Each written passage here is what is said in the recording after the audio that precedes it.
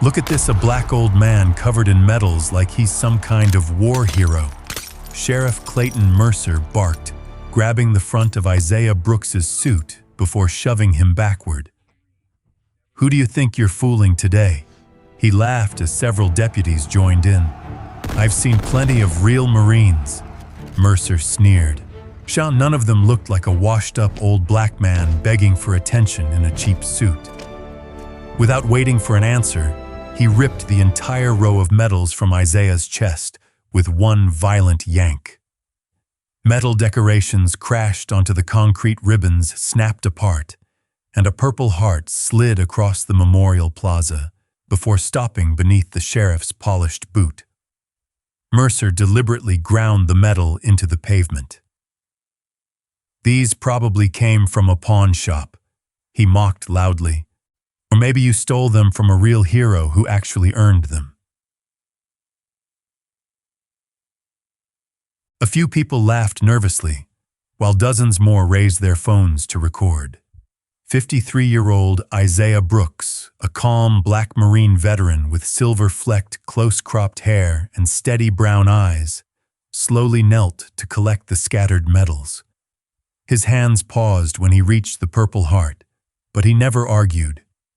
He simply looked up and said, "That medal belongs to every Marine who never made it home."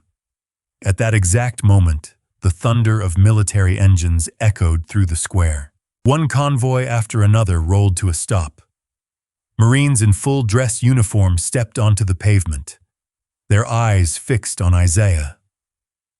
Then a commanding colonel slowly raised his hand. If this moment already made your blood boil, don't leave before you see what happens next. Tell us where you're watching from and your local time in the comments. And if stories about honor, courage, and justice speak to you, subscribe and stay with us until the very end. Hey friends, the most beautiful moments rarely announce themselves.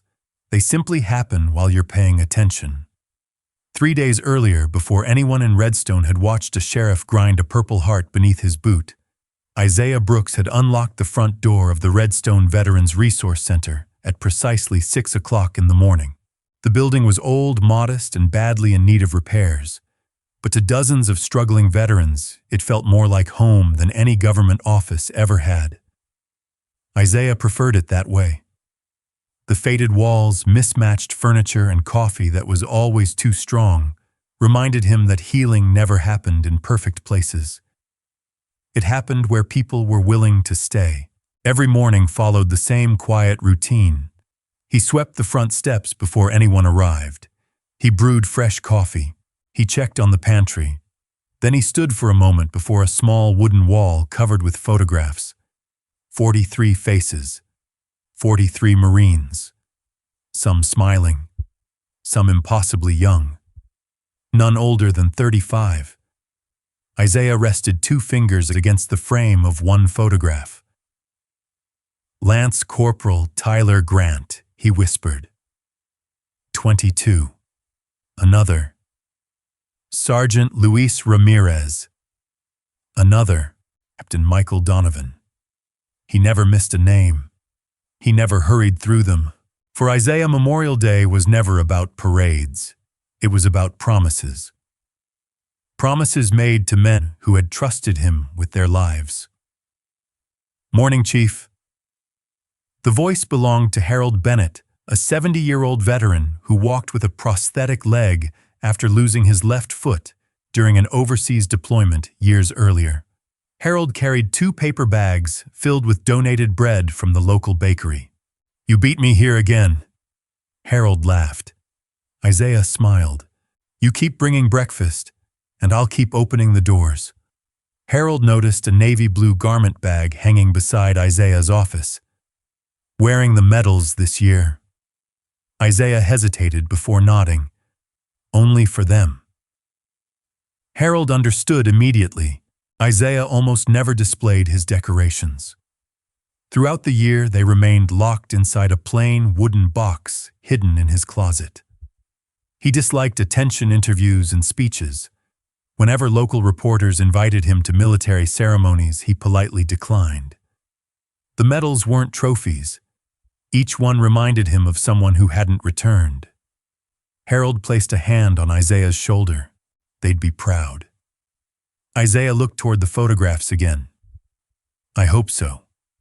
Later that afternoon, Isaiah carefully opened the wooden box. Inside lay rows of perfectly preserved military decorations. A bronze star, a silver star, a Purple Heart, a Navy and Marine Corps Commendation Medal, several campaign ribbons. He polished each medal with slow, deliberate movements. Not because they represented his accomplishments, because fingerprints had no place on memories. As he fastened them onto the left side of his dark suit jacket, his eyes lingered on the Purple Heart. A scar crossed the left side of his ribs beneath his shirt. He touched it unconsciously. Then he quietly closed the garment bag.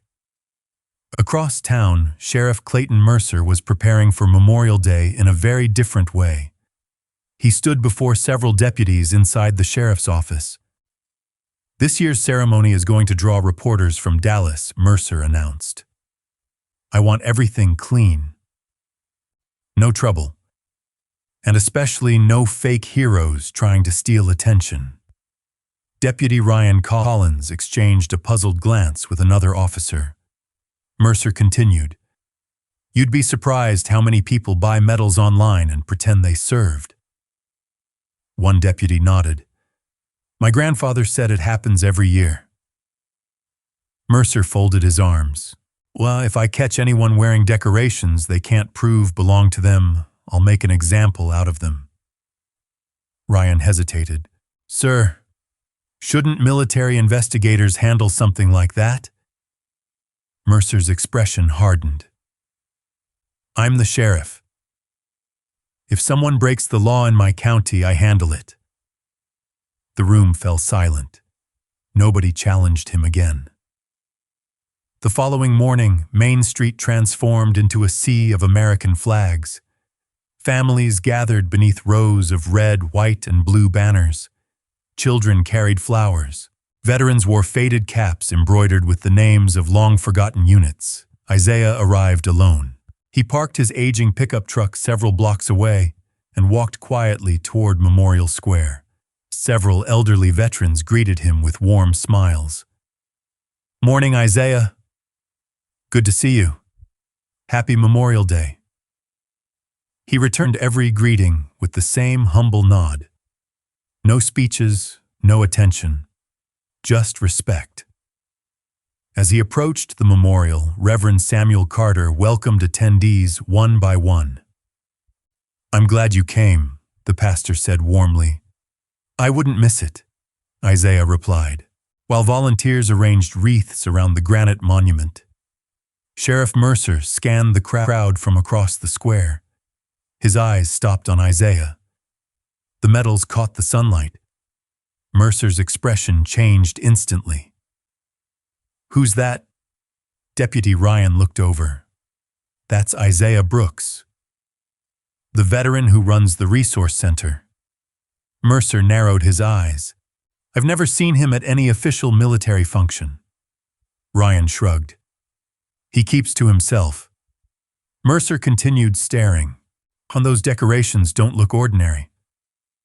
He watched Isaiah speaking gently with several Gold Star families. Children smiled around him. Widows embraced him. Older Marines shook his hand with unmistakable respect. Instead of seeing admiration, Mercer saw something else. Attention. Too much attention. He disliked anyone becoming the center of a public ceremony he believed he controlled. A local television reporter noticed Isaiah as well. She quietly asked her cameraman, "Who is that gentleman?" "No idea, but everyone seems to know him." Mercer overheard the conversation. His jaw tightened. The ceremony had not even begun, yet cameras were already drifting away from him, toward the quiet black Marine standing near the memorial. Mercer adjusted his badge. I want his name run through every military database we can access. Ryan frowned. Right now? Right now. "But sir, the ceremony starts in 5 minutes." I said now. Ryan reluctantly stepped away with his radio. Isaiah never noticed. He remained standing before the black granite monument, gently placing one hand over the engraved names of local service members who had never returned home. His lips moved silently. No one could hear the prayer, but someone was already walking toward him. Sheriff Clayton Mercer, with 2 deputies following only a few steps behind. Sheriff Clayton Mercer crossed Memorial Square with the confidence of a man who believed every pair of eyes belonged on him. 2 deputies, Ryan Collins and Lucas Turner, followed several steps behind. Ryan's expression was uneasy. Lucas simply adjusted the body camera clipped to his uniform and stayed silent. Isaiah remained standing before the polished black granite memorial, his fingertips resting lightly against the engraved names. He didn't turn around until Mercer stopped less than 3 feet away. "Your name?" Isaiah looked at him calmly. "Isaiah Brooks." Mercer's eyes never left the medals pinned neatly across Isaiah's chest. "Those decorations yours?" "Yes. You have proof." Isaiah studied the sheriff for a moment before answering. "They're part of my military record." "I didn't ask where they came from." Mercer's tone sharpened. "I asked if you have proof on you." Around them, conversations faded. Families, veterans, and volunteers slowly noticed the confrontation. Isaiah spoke without raising his voice. "I didn't come here expecting to defend my service." Mercer folded his arms. "Convenient answer."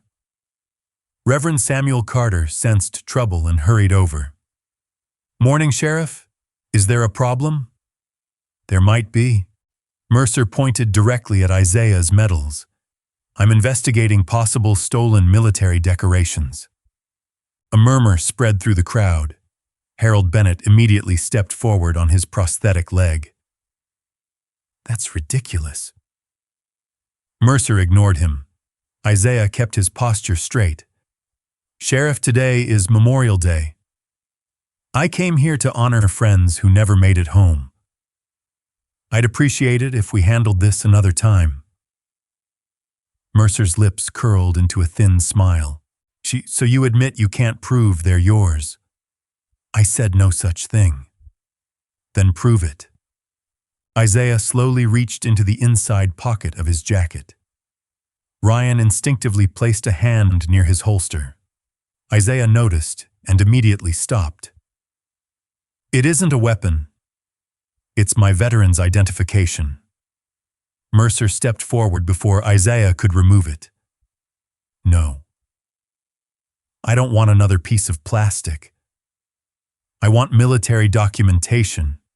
Isaiah sighed softly. "My records aren't something I carry to a memorial service." Mercer looked around deliberately, making sure the nearby television cameras were watching. "Ladies and gentlemen," he announced loudly, "people who falsely wear military medals insult every man and woman who actually served this country." Several spectators nodded, not knowing what to believe. Others exchanged uncertain glances. Sarah Mitchell, the local television reporter, motioned for her cameraman to move closer. "This could be our lead story," she whispered.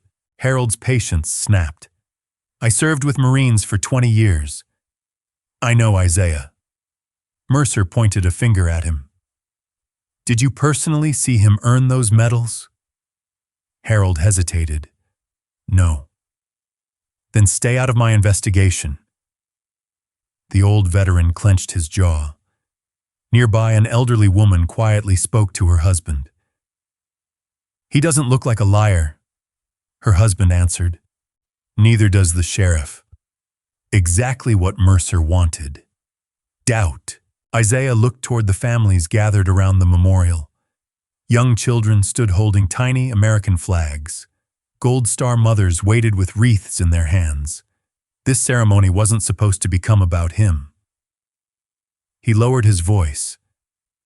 Sheriff, if questioning me helps you, I'll answer anything after today's ceremony. But please, not in front of them. Mercer took Isaiah's request as defiance. No. If you're innocent, you've got nothing to hide. He suddenly grabbed Isaiah's left wrist. Gasps echoed across the square. Ryan shifted uncomfortably.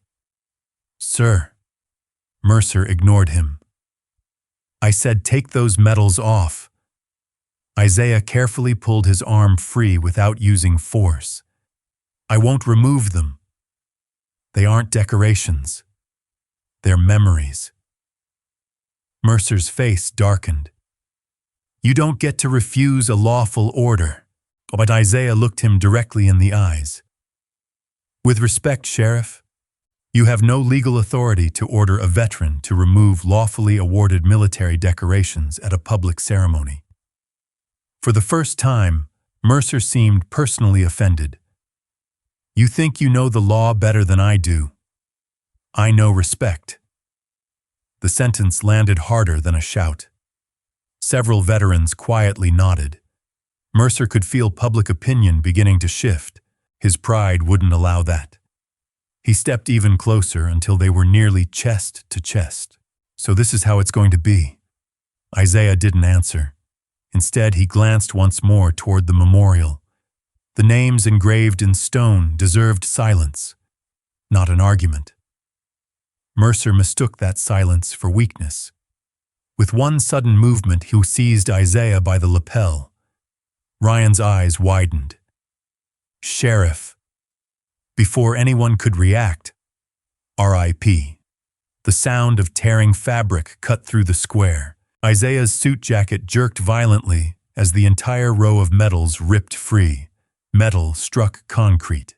The bronze star bounced twice. The silver star spun beneath a folding chair. The Purple Heart slid several feet before stopping near the memorial steps. A little girl holding white carnations stared in horror. One flower slipped from her hand. Nobody spoke. Nobody moved. Mercer held the torn ribbons in one fist before letting them fall onto the pavement. There.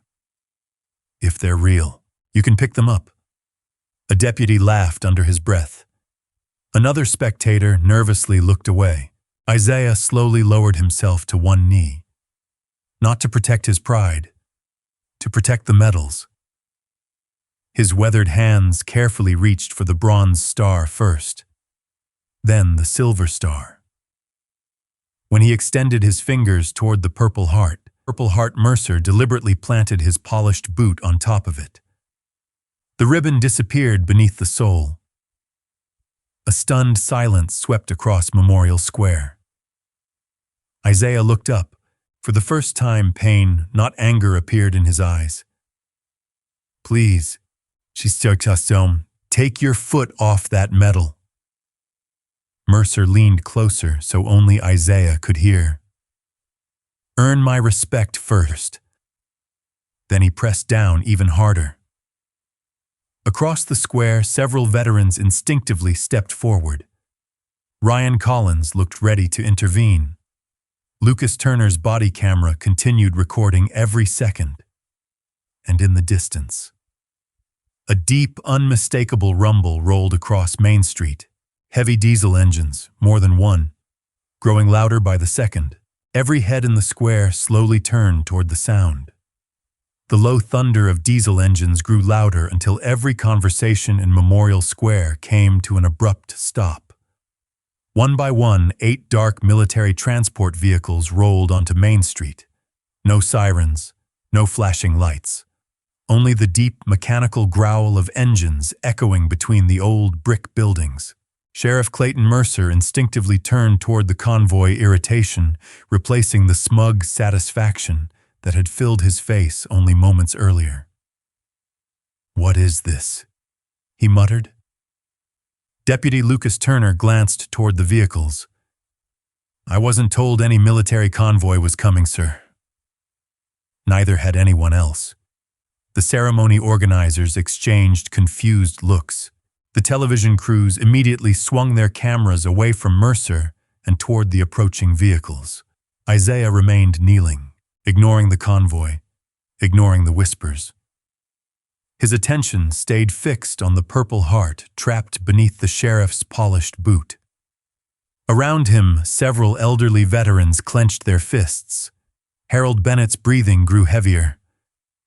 "Take your foot off it," he said quietly. Mercer didn't even look at him. "I'll decide when this investigation is over." Harold took another step forward. "You don't understand what you're standing on." "No," Mercer replied coldly. "I understand exactly what I'm standing on." Ryan Collins quietly leaned closer. "Sir, I think we should de-escalate." Mercer shot him a warning glance. "Whose badge are you wearing?" Ryan fell silent. The convoy stopped less than 50 yards from the memorial. The engines shut off one after another. An eerie silence settled across the square. Then the first vehicle door opened. A Marine stepped down. Dress blue uniform, white gloves, perfect posture. Another Marine followed. Then another. Then another. Within seconds, more than 30 Marines had formed two perfectly straight columns beside the vehicles. Every movement was crisp, every step synchronized. No one spoke. The crowd instinctively moved aside. Children stopped waving their flags. Even the breeze seemed to disappear. Sarah Mitchell lowered her microphone. "I've never seen anything like this." Her cameraman whispered, "Keep rolling." At the center of the formation, one final figure emerged. A tall officer with silver hair beneath his white service cap. Colonel Daniel Whitaker. Decorated ribbons covered the left side of his uniform, yet his expression remained unreadable. He surveyed the square once. His eyes briefly passed over Sheriff Mercer. Then they stopped. On Isaiah, still kneeling, still gathering medals from the pavement, still waiting patiently for the Purple Heart, Whitaker's jaw tightened almost imperceptibly. He began walking. Each measured step echoed through the silent square. Mercer finally removed his foot from the Purple Heart, though not out of respect, out of curiosity. Isaiah quietly picked up the medal with both hands. Dust clung to the ribbon. He gently brushed it away with his thumb. Not a single word escaped his lips. Colonel Whitaker stopped only a few feet away. For several long seconds, neither man spoke. The entire crowd watched. Mercer folded his arms confidently. "If you're here about him," the sheriff said loudly, "you're just in time. I've detained a man suspected of wearing military medals he can't verify." Whitaker didn't answer. His gaze never left Isaiah. Slowly, Isaiah rose to his feet. The torn fabric on his jacket exposed where the medals had once rested. For the briefest moment, something softened in Whitaker's eyes. Not pity, recognition. Isaiah gave the colonel the smallest nod. Nothing more. No salute. No greeting. Just a silent acknowledgement between two men who clearly knew each other. Mercer noticed it immediately. "You know him." Whitaker finally turned toward the sheriff. "I do." Mercer's smile returned. "Perfect. Then you can tell everyone whether these medals belong to him." Instead of answering, Whitaker looked toward the scattered decorations still resting in Isaiah's hands. His voice remained calm. "Master Sergeant?" Isaiah interrupted almost imperceptibly. "Colonel, not today." Whitaker understood. A long silence followed. It puzzled everyone. Why wasn't the colonel immediately defending Isaiah? Why wasn't Isaiah explaining himself? Sarah frowned.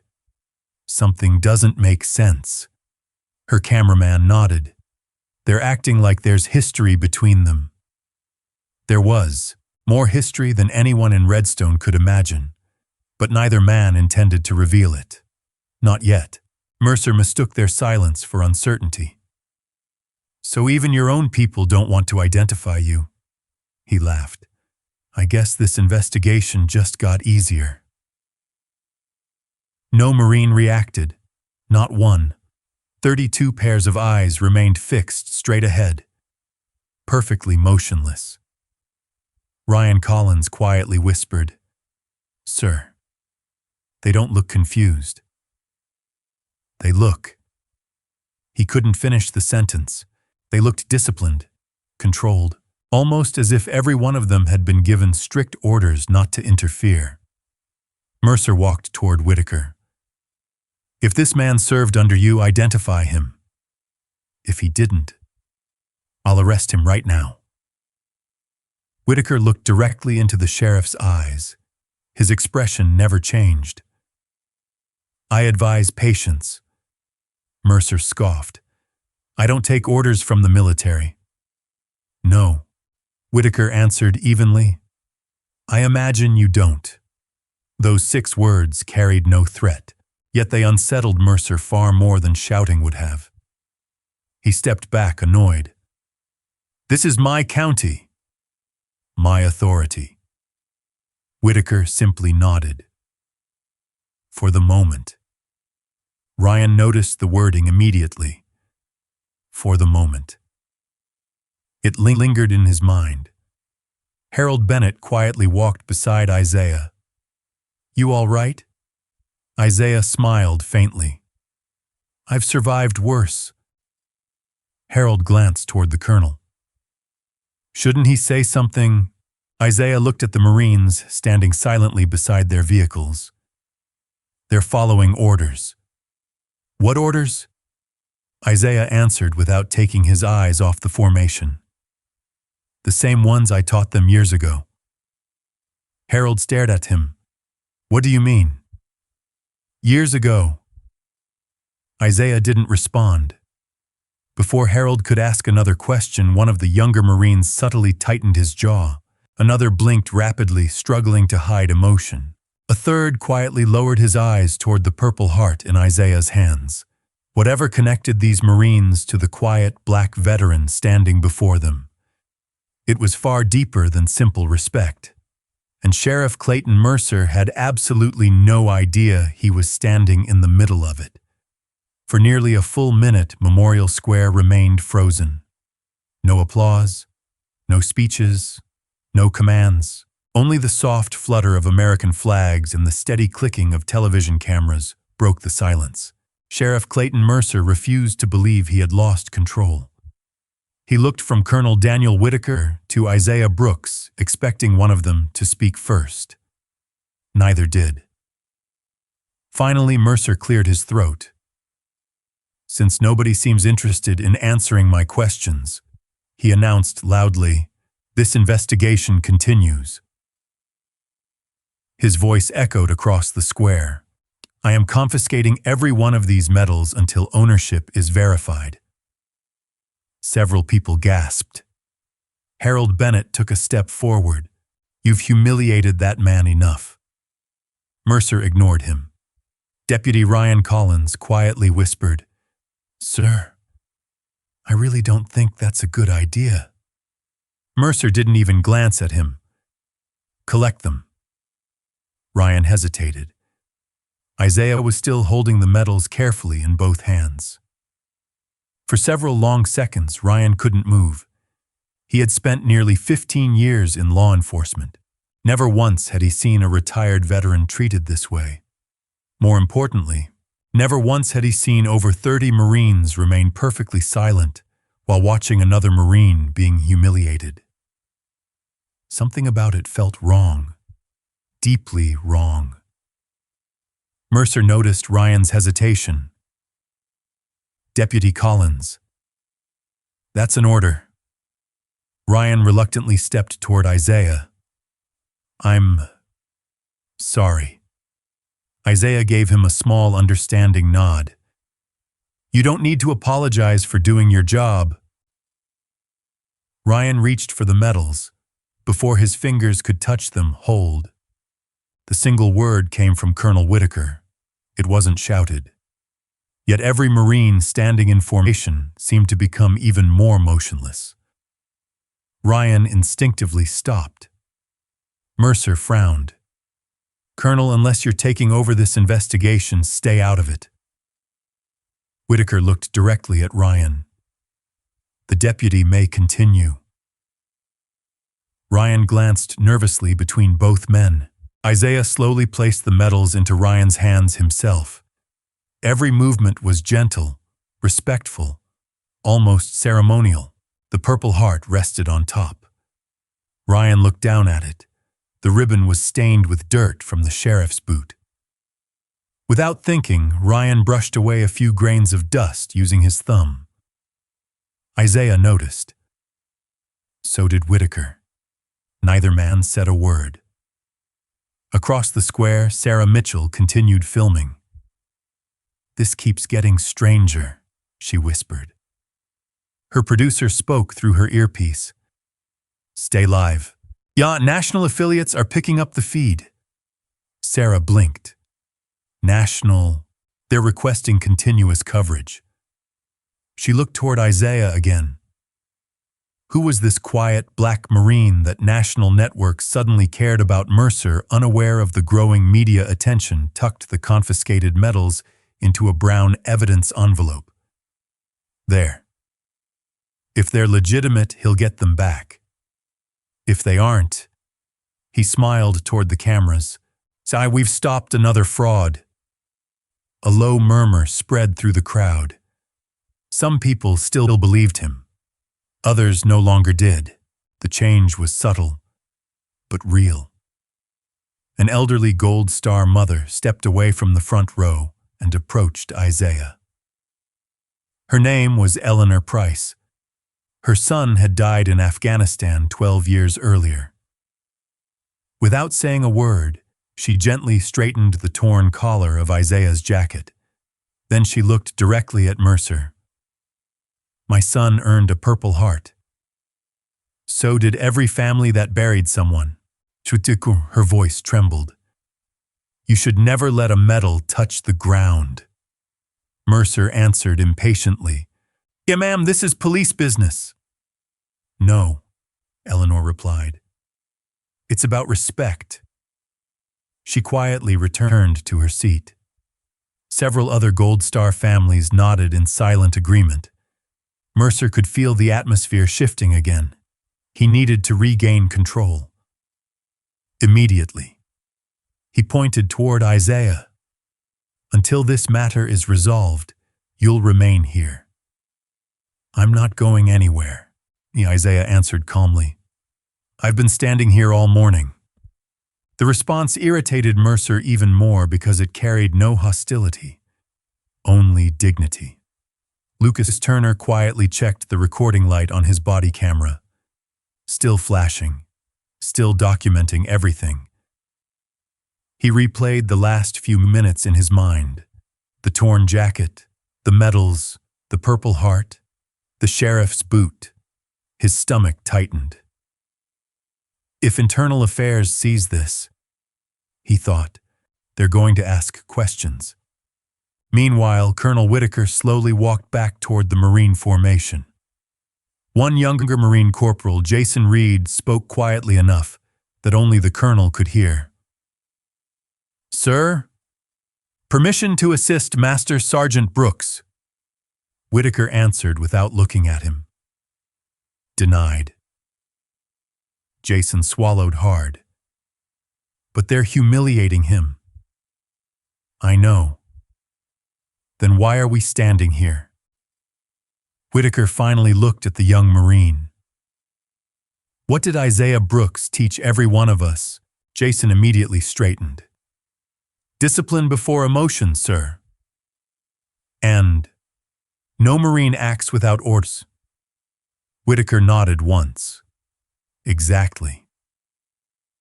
Jason lowered his eyes. He understood.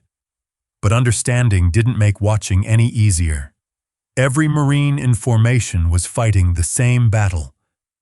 Their faces remained expressionless. Inside, anger burned. Across the square, Harold noticed tears forming in the eyes of one of the younger Marines. He followed the Marine's gaze. It never left Isaiah. Harold whispered to himself, "Who are these men? What did Isaiah do for them?" Just then, another military vehicle turned onto Main Street. Unlike the convoy, this vehicle carried no formation markings. It was a dark government SUV. Its windows were heavily tinted. Mercer barely noticed. He was too busy speaking to reporters. Sarah adjusted her microphone. "Sheriff Mercer, do you have evidence that Mr. Brooks committed a crime?" Mercer answered confidently. He failed to prove ownership of military decorations. "Until he does, I'm treating this as suspected stolen valor." Sarah asked another question. "Has the Department of Defense confirmed that accusation?" Mercer's expression stiffened. "They don't need to. I'm the elected sheriff." Sarah didn't interrupt. She simply let the silence after his answer linger. The effect was powerful. Several reporters exchanged skeptical looks. The black SUV stopped quietly behind the Marine convoy. Its engine shut off. No one stepped out. Not yet. Colonel Whitaker glanced briefly toward the vehicle. His expression didn't change, but he checked his watch. Then he looked at Isaiah. For the first time that morning, he gave the slightest nod. Isaiah returned it, almost imperceptibly. Harold caught the exchange. Ryan Collins caught it too. Neither understood its meaning, but both realized the same thing. Whatever was about to happen, Colonel Whitaker had been waiting for it all along. The black government SUV remained parked behind the Marine convoy. Its engine had gone silent. Its doors stayed closed. Yet Colonel Daniel Whitaker glanced toward it every few moments, as though he knew precisely who was inside. Sheriff Clayton Mercer noticed the colonel's repeated glances. "If you've got someone coming to defend your friend," he called out mockingly, "they'd better bring proof."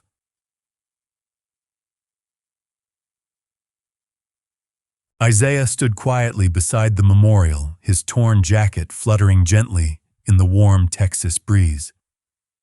He looked neither embarrassed nor angry, only tired. The kind of exhaustion that came from carrying memories far heavier than medals. Deputy Ryan Collins finally stepped beside him. "I know this probably doesn't mean much right now," Ryan said softly, "but I'm sorry for what happened." Isaiah offered the faintest smile. "You've treated me with respect." "That's enough." Ryan hesitated. "I don't understand something." "What?" "If those medals are yours, why didn't you just pull up your military records on your phone?" Isaiah looked toward the rows of engraved names on the memorial. "Because today isn't about proving who I am. It's about remembering who they were." Ryan lowered his eyes. The answer stayed with him. Across the square, Sarah Mitchell received another message through her earpiece. Her producer sounded unusually excited. "Sarah, we've confirmed something." "What?" "The Department of Veterans Affairs recognizes Isaiah Brooks." Sarah's eyes widened. "As what?" "We're still checking. The records are partially restricted." "Restricted? That's what makes this strange." She immediately walked toward Sheriff Mercer. "Sheriff, we've located federal records confirming Mr. Brooks served in the Marine Corps." Mercer barely reacted. "Serving isn't the issue. The medals are," Sarah continued. "The file isn't complete. Several sections are sealed." Mercer laughed. "Convenient." Anyone can claim classified service. Sarah frowned. Federal databases don't usually create fake, restricted files. Mercer dismissed the comment with a wave of his hand. I'll believe evidence when I see it. Harold Bennett shook his head. You're refusing to see it. Mercer ignored him. At that moment, the rear door of the black SUV slowly opened. A man in a dark navy suit stepped out, gray-haired, calm, carrying a polished mahogany presentation case beneath one arm. No military insignia, no law enforcement badge.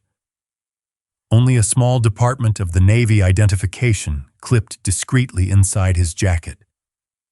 Several Marines immediately noticed him. None moved. Whitaker simply inclined his head almost imperceptibly. The man walked steadily across the square. Every step was deliberate. Sarah instinctively pointed toward him. Who's that? Her cameraman zoomed in. The identification badge was too far away to read. Mercer intercepted the man halfway. Can I help you? The stranger smiled politely. My name is Richard Ellison. I'm here on official business. What business? Ellison looked toward Isaiah. I was asked to deliver something. Mercer's patience was wearing thin. If it's related to this investigation, hand it to me. Ellison remained courteous. I'm afraid I can't. The package is addressed personally. Mercer extended his hand anyway. I'm the sheriff. I'll inspect it first. Ellison paused, then answered with remarkable composure. No, Sheriff. I have legal instructions regarding its delivery. Mercer's face reddened. You're standing in my investigation. I'm carrying federal property, Ellison replied. I have no intention of interfering. Those words only irritated Mercer further. Ryan quietly whispered to Lucas. This keeps getting worse. Lucas nodded. And every camera in Texas is still rolling. Ellison continued toward Isaiah. He stopped only an arm's length away. For several seconds, neither man spoke. Then Ellison smiled warmly. It's been a long time, Master Sergeant. Isaiah recognized him immediately. Too long. I wish we'd met under better circumstances. Ellison glanced briefly at the torn jacket. So do I. Without another word, he carefully opened the mahogany case. Inside rested several neatly organized folders bearing official Department of the Navy seals. Beneath them lay a folded American flag encased in crystal. A collective murmur spread through the crowd. Mercer's confidence faltered for the first time. What is that? Ellison answered calmly. Official service documentation. Sarah's microphone nearly slipped from her hand. Those are real federal seals, her cameraman whispered. They're authentic. Mercer stepped closer. I'll examine them. Ellison gently closed the case again. I'm sorry. These documents will be presented in the proper order. According to whose rules? The Department of the Navy. Mercer clenched his jaw. You people are making a spectacle out of this. No, Ellison replied. The spectacle began when a Purple Heart was placed beneath a boot. Silence. No one argued. Not even Mercer. Ellison turned back toward Isaiah. I've carried these papers for nearly 400 miles. I was instructed not to open them until you agreed. Isaiah looked at the case for several moments. His expression changed. Not fear, not excitement, regret. I was hoping they would never have to be opened. Ellison nodded. I know. But circumstances changed. Isaiah slowly exhaled, then gave a single nod. You have my permission. Across the square, every Marine subtly straightened. Colonel Whitaker looked down briefly before lifting his eyes again. Harold noticed. Ryan noticed. Sarah noticed. Something enormous was about to be revealed. Ellison carefully unlocked the brass clasps. The lid opened once more. This time he removed the first folder. Across the top appeared bold black lettering, United States Marine Corps' official personnel record. Underneath was a single name, Isaiah Brooks. Ellison rested his hand on the file. He looked toward Colonel Whitaker. The colonel gave one slow nod. Ellison turned the first page, then stopped. "This record," he said quietly enough for the entire square to hear, "cannot be understood without the testimony of the men who served beside him." Behind him, 32 Marines in dress blues drew one synchronized breath. 32 Marines stood as still as stone. Every eye remained fixed on Isaiah Brooks. Not one of them moved. Not one of them spoke. Richard Ellison kept one hand resting on the first page of Isaiah's official personnel record, waiting. The silence unsettled Sheriff Clayton Mercer more than any argument could have. "If you've got something to say," Mercer snapped, "say it." Ellison looked at him without emotion. "I will. But not before the men who earned that right." Mercer scoffed. "This isn't a courtroom." "No," Ellison replied quietly. "It's a memorial." Those words hung in the air. Even Mercer had no answer. He turned instead toward the television cameras. "Ladies and gentlemen, don't be distracted. We still don't have proof that these medals belong to him." Sarah Mitchell lowered her microphone slightly. For the first time all morning, she found herself questioning every conclusion the sheriff had made. Ryan Collins felt it too. So did dozens of people in the crowd. The certainty Mercer had projected only minutes earlier was beginning to crack. Still unwilling to surrender control, the sheriff strode toward Ryan. "The evidence envelope." Ryan hesitated. "Sir." "The envelope." Ryan reluctantly handed it over. Mercer held the brown evidence packet high enough for everyone to see. "Until I complete my investigation, these medals remain confiscated." He turned toward Isaiah. "And as far as I'm concerned, you are not to touch them again." Harold Bennett's face flushed with anger. "They're his." "You don't know that." "I do." "No." Mercer interrupted sharply. "You believe it. Belief isn't evidence." Harold took another step. "I've known Isaiah for 12 years. I've watched him help hundreds of veterans. I've watched him pay rent for men who had nothing. I've watched him bury Marines whose own families couldn't afford funerals." Mercer's expression never softened, which none of that proves where these medals came from. Isaiah gently touched Harold's arm. "It's all right." "No." Harold shook his head. "It isn't." Isaiah smiled sadly. "It will be." Those 3 words somehow carried more confidence than anyone expected. Colonel Whitaker heard them. A faint smile almost appeared before disappearing again. Jason Reed, standing in formation, noticed. "Sir," he whispered under his breath. "How much longer?" Whitaker answered without turning his head. "Until the right moment." Jason swallowed. Every second felt like an hour. Watching Isaiah stand there with a torn jacket while someone else held his medals demanded every ounce of discipline the Marines possessed. Across the square, Sarah's producer spoke urgently through her earpiece. "Sarah, we've identified Colonel Whitaker." "I know. That's not the story." "What do you mean, He commanded Marine expeditionary operations for years. Sarah frowned. Chokiko. He almost never appears at local ceremonies. He only attends events involving extraordinary service members. Sarah slowly turned toward Isaiah. Could that really be why Whitaker was here? Before she could think further, another notification flashed across her tablet. Department of the Navy. Incoming confirmation. Restricted clearance. She opened the message.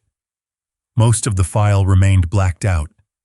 Mission dates, locations, operational details, entire pages hidden behind security markings. But one line remained visible: years of active service. 26. Another, combat deployments, 11. Another, decorations classified. Addendum attached. Sarah's heartbeat quickened. Decorations. Classified. She had never seen anything like it. Mercer noticed her expression. What now? She looked up. The federal record confirms his service. Mercer shrugged. I've never questioned whether he served. I questioned those medals. Sarah continued carefully. The decorations list isn't missing. It's sealed. Mercer laughed again. Convenient. Anyone can stamp classified on paper. Richard Ellison finally spoke. No. Very few people can. Mercer pointed toward the mahogany case. Then open every page. Ellison shook his head. I've already explained. There is an order. Mercer stepped closer. I don't care about military procedure. I care about my investigation. Dr. Ellison looked directly into his eyes. And that's precisely the problem. The crowd murmured again. Mercer's face hardened. You know what? I'm done waiting. He turned toward Deputy Lucas Turner. Place Mr. Brooks in temporary custody until these records are verified. Lucas froze. Sir. You heard me. No one moved. Mercer raised his voice. Deputy. Lucas looked at Ryan. Ryan looked at Isaiah. Neither deputy reached for their handcuffs. Isaiah stood perfectly still. If you believe that's necessary, he said quietly. I won't resist. Ryan felt something twist inside his chest. This man had been insulted. His medals torn away. His Purple Heart stepped on. And now he was willing to be arrested without fighting. Mercer mistook that dignity for surrender. Good. At least you're finally cooperating. Lucas slowly removed a pair of handcuffs from his duty belt. His hands were noticeably trembling, just as he stepped forward. Deputy. Colonel Whitaker's voice carried calmly across the square. Lucas stopped immediately. Whitaker wasn't shouting. He wasn't giving a military command. Yet at every instinct Lucas possessed told him to stop walking. Whitaker continued. I'd advise against that. Mercer turned sharply. Advise? I don't take advice. Whitaker nodded once. I know. Mercer pointed toward Isaiah. He's under investigation. No. Whitaker answered evenly. He's under observation. The distinction confused nearly everyone. Jason Reed clenched his fists so tightly his white gloves creased. Harold Bennett lowered his head. Even Sarah Mitchell felt a chill. Because everyone except Sheriff Mercer now understood one thing. He had just crossed a line far deeper than the law. At that exact moment, Colonel Whitaker took one measured step forward, then another. He stopped directly in front of the Marine formation. His voice remained calm, but every syllable carried unmistakable authority. Marines. 32 heads turned toward him in perfect unison. Whitaker slowly removed his white dress gloves. It is time. It is time.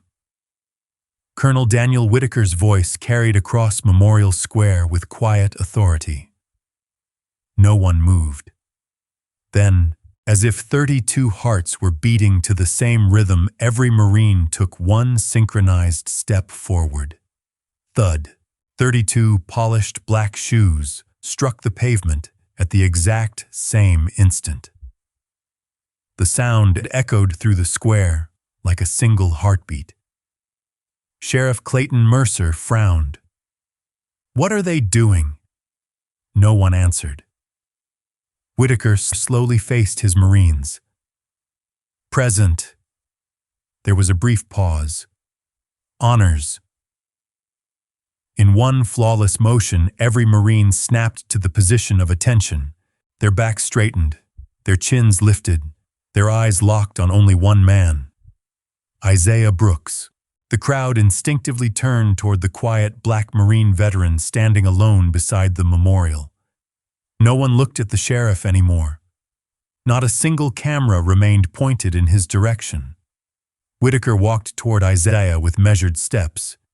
He stopped only inches away. Neither man spoke. For several seconds, they simply looked at one another. Years of shared memories passed silently between them. Finally, Whitaker slowly raised his right hand. A perfect Marine salute. Every Marine behind him mirrored the movement at precisely the same moment. 32 white-gloved hands rose together. The entire formation saluted Isaiah Brooks. Gasps erupted across Memorial Square. Several Gold Star mothers covered their mouths. Children looked up at their parents in confusion. Even Deputy Ryan Collins unconsciously stood straighter. Harold Bennett's eyes filled with tears. "I knew it," he whispered. "I knew it." Sheriff Mercer stared in disbelief. "What the hell is this?" Whitaker never lowered his salute. Instead, he spoke while still facing Isaiah. "Permission to speak freely, Master Sergeant." The words stunned the crowd. Master Sergeant Isaiah slowly returned the salute. His movements were steady despite the torn jacket hanging from his shoulders. "Permission granted, Colonel." The salute ended. Whitaker turned toward the crowd. His voice remained calm. For 26 years, Master Sergeant Isaiah Brooks served the United States Marine Corps. He completed 11 combat deployments. He led missions that many believed impossible. He returned home with fewer men than he prayed for, because he refused to leave a single Marine behind. Absolute silence. Sarah Mitchell forgot she was supposed to be speaking into her microphone. Her cameraman lowered the camera for the first time all morning. Whitaker continued. "Every Marine standing behind me is alive today because of decisions made by this man." Jason Reed stepped out of formation. Permission had not been spoken. It wasn't necessary. Whitaker gave the slightest nod. Jason approached Isaiah carrying a small velvet cloth. He stopped before him. His voice trembled. "Sir, I wasn't there. But every instructor I ever had told your story." He gently unfolded the cloth. It was spotless. With both hands, he received the evidence envelope from Richard Ellison. Then, in full view of the crowd, Jason carefully removed each medal one by one. Not hurriedly, not dramatically, reverently. The Bronze Star, the Silver Star, the Navy and Marine Corps Commendation Medal. Finally, the Purple Heart. Jason paused. The ribbon still carried faint gray marks, where Sheriff Mercer's polished boot had ground it into the concrete. The young Marine swallowed hard. "I'm sorry, sir." Isaiah smiled gently. It wasn't your fault. Jason nodded once. No, sir. But it happened while we stood here. His voice cracked. Whitaker stepped beside him. Corporal. Jason straightened instantly. Hand them to me. Yes, sir. One medal at a time, Whitaker accepted them. He examined the dirt on the Purple Heart. Then, without saying a word, he removed a clean white handkerchief from his breast pocket. Slowly, carefully. He wiped every trace of dust from the ribbon. No one in the square made a sound. It felt less like cleaning a medal, and more like honoring a fallen Marine. When he finished, Whitaker looked directly at Isaiah. With your permission, Master Sergeant, I would like to restore what should never have been taken. Isaiah's eyes glistened. You have my permission. Whitaker began fastening the medals back onto Isaiah's torn jacket, one at a time. Each medal returned to exactly the place where it had rested before the confrontation. The Bronze Star, the Silver Star, the Commendation Ribbon. Then, the Purple Heart. As Whitaker pinned the final medal into place, he quietly said, I remember the day you earned this. Isaiah closed his eyes briefly. So do I. Whitaker lowered his hands. For a long moment, he simply looked at the older Marine standing before him. Then he spoke loudly enough for everyone to hear. When enemy fire trapped our reconnaissance team, every evacuation order named only the wounded. Master Sergeant Brooks ignored those orders. He carried one Marine after another through enemy fire. He made 7 trips. 7. Each time someone told him not to go back. Each time he answered. No Marine dies alone. Several Marines could no longer hide their emotions. Jason wiped tears from his face. Marcus Hayes stared at the ground. David Morgan looked toward Isaiah with unmistakable gratitude. Whitaker continued. I was one of those Marines. The square erupted with stunned whispers. He carried me out after I had already lost consciousness. I wouldn't have met my wife. I wouldn't have raised my daughters. I wouldn't be standing here today without him. Harold Bennett quietly removed his veteran's cap. So did nearly every veteran in attendance, one after another. Caps came off across the square, not because anyone ordered them, because respect demanded it. Sheriff Mercer suddenly realized every eye had left him. The cameras, the crowd, even his own deputies. They were all looking at Isaiah. Ryan Collins slowly turned toward the sheriff. His disappointment was impossible to hide. Lucas Turner glanced down at the body camera, still recording every second. Mercer's confidence finally cracked. He tried to speak. No words came. Whitaker faced him for the first time since arriving. His voice remained perfectly controlled. Sheriff Mercer, you called these medals pieces of metal. He paused. No. They are names. They are sacrifices. They are families who buried their children. And today, you forced every one of them into the dirt. Mercer's face turned pale. He looked at the restored medals on Isaiah's chest, then at the 32 Marines standing proudly behind him. For the first time since this confrontation began, Sheriff Clayton Mercer understood exactly whose honor he had tried to destroy. And he realized the hardest truth of all. This story was only beginning. The square remained silent long after Colonel Daniel Whitaker's final words faded into the warm Texas air. No one applauded. No one whispered. The weight of the truth had stolen every voice. Sheriff Clayton Mercer stood frozen, staring at the medals he had called pieces of metal only moments before. For the first time in his career, he had no command to give, no accusation to make, no audience willing to believe him. Richard Ellison quietly stepped beside the memorial, still holding Isaiah Brooks's official personnel file. "This record deserves to be read," he said calmly, not because Master Sergeant Brooks asked for recognition. He never did. But because the truth belongs to the men who never came home. He opened the first folder. This is the certified personnel record of Master Sergeant Isaiah Elijah Brooks, United States Marine Corps. His voice carried across the square. 26 years of honorable active service. 11 overseas combat deployments. 4 combat tours as recon team leader. 0 disciplinary actions. 100% mission completion under his direct command. Every sentence seemed heavier than the last.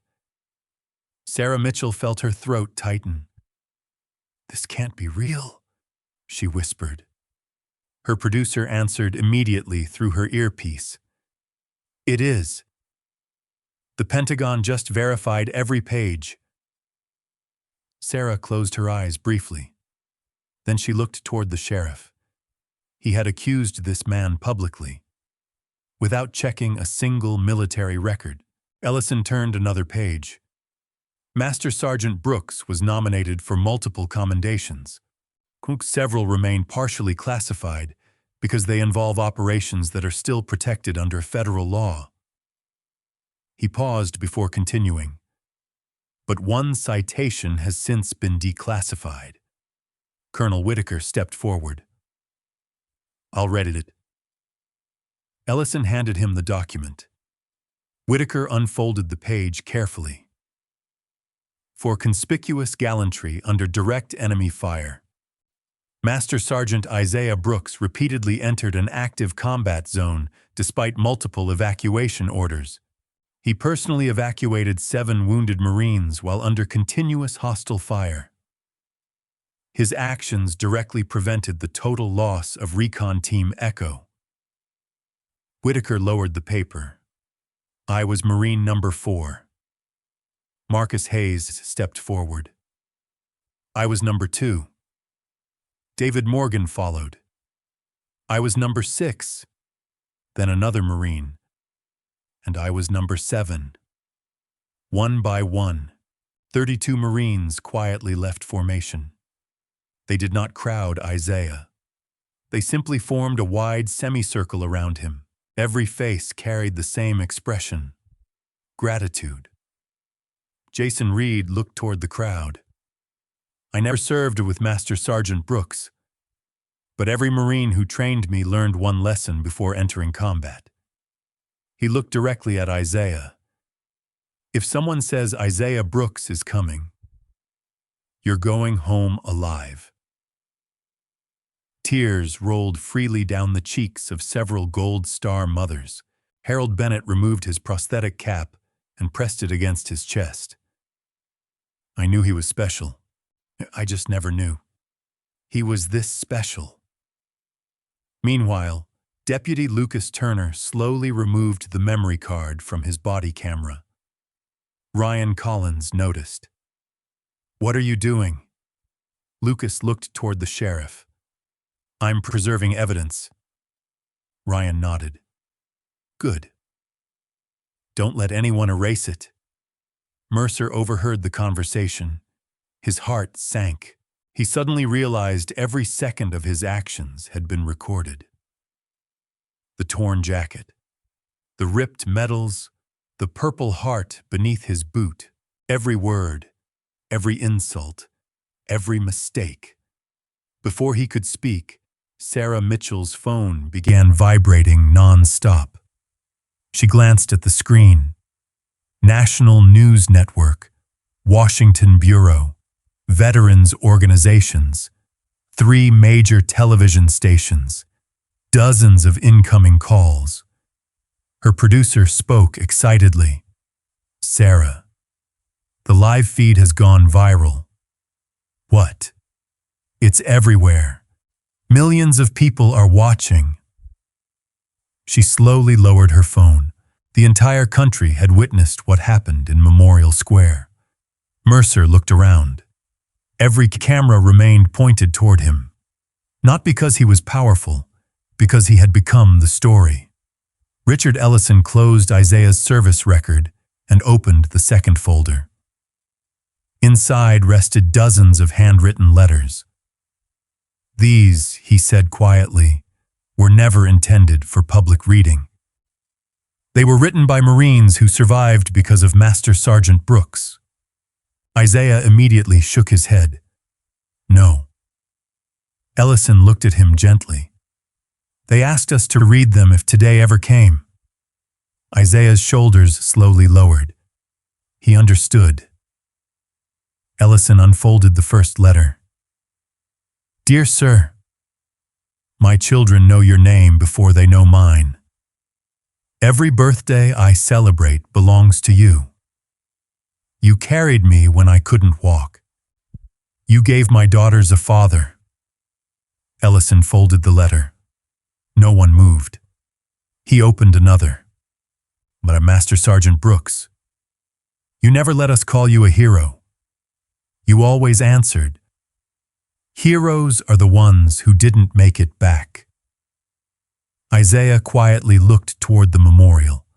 His eyes rested once more on the engraved names. Not his medals, not the cameras, only the names. Colonel Whitaker stepped beside him. I've waited 15 years to tell you something.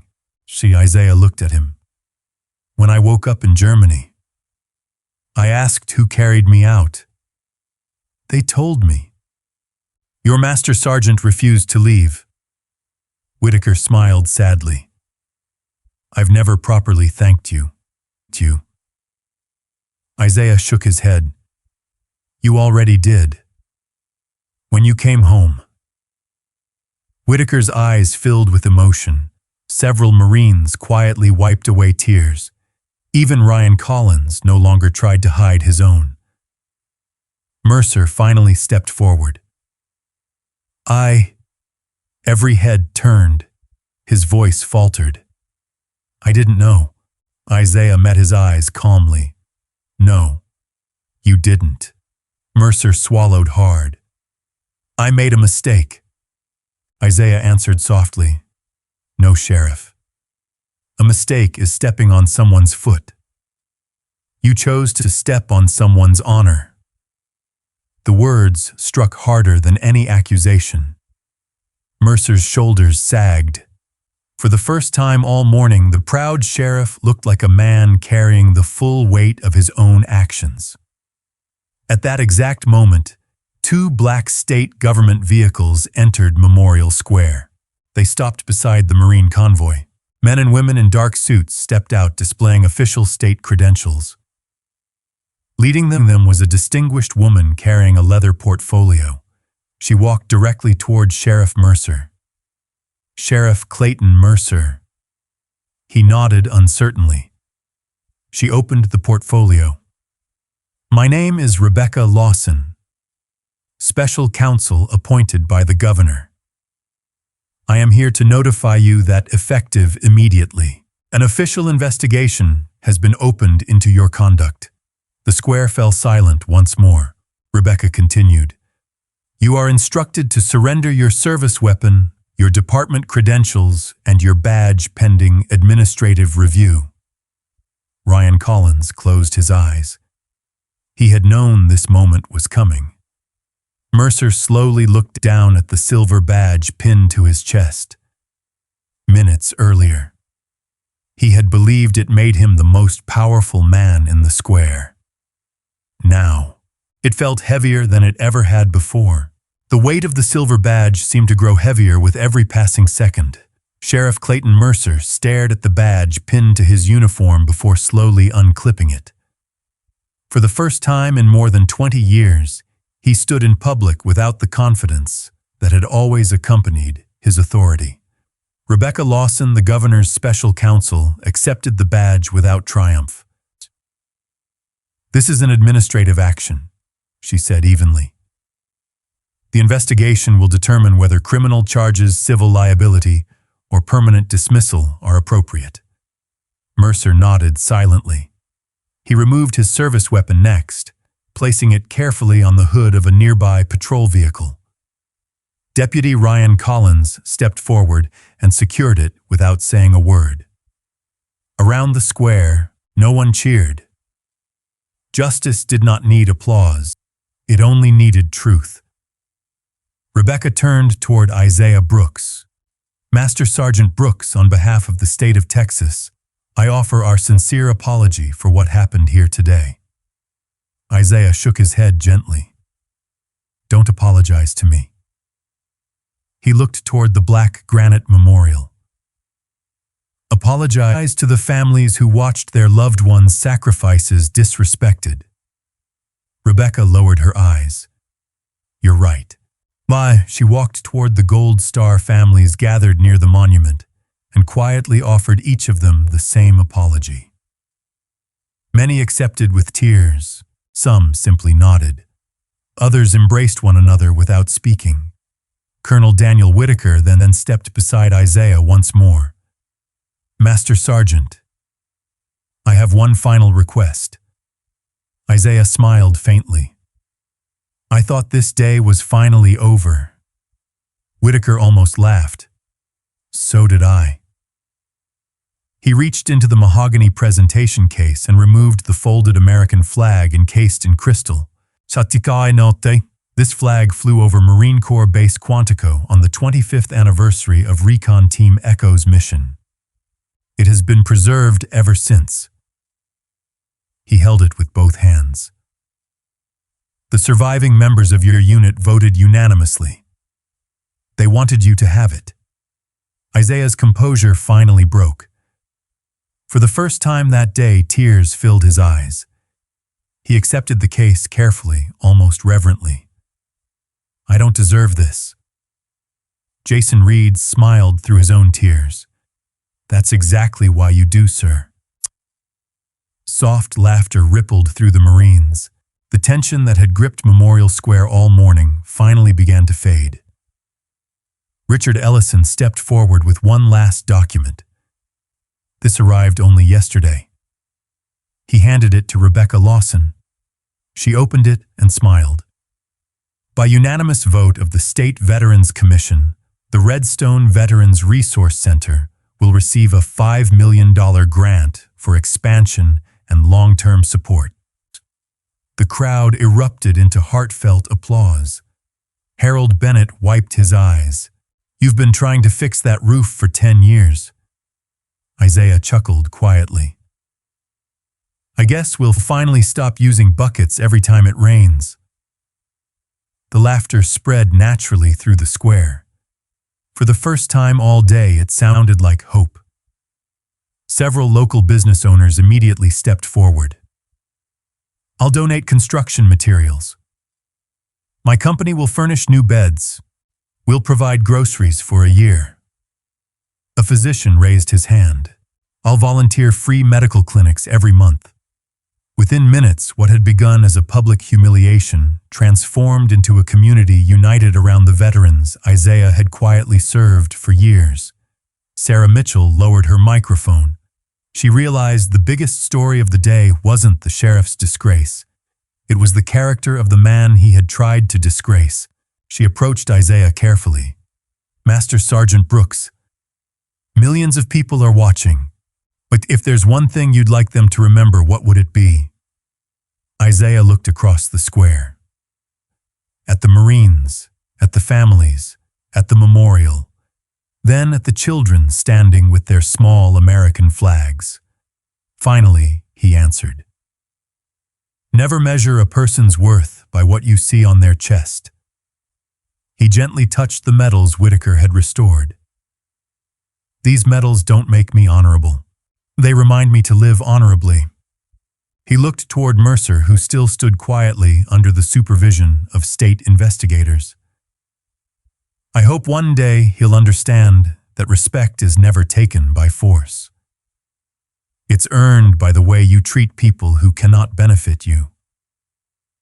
Mercer slowly lowered his head. For the first time that morning, he spoke without arrogance. "Master Sergeant, I'm sorry." Isaiah studied him for several moments. Then he walked forward. The entire square watched. Instead of turning away, Isaiah extended his hand. Mercer hesitated before accepting it. "I forgive you," Isaiah said calmly. "But forgiveness doesn't erase responsibility. You still have to answer for your choices." Mercer nodded. "I understand." Rebecca Lawson signaled to the investigators who escorted Mercer away without handcuffs. He offered no resistance. As the patrol vehicle disappeared down Main Street, the ceremony that had been interrupted hours earlier finally resumed. Reverend Samuel Carter stepped to the podium. "Today," he said softly, "we came to remember those who gave everything. We also witnessed what happens when truth refuses to stay buried." The bugler raised his instrument. The haunting notes of taps drifted across Memorial Square. Every veteran saluted.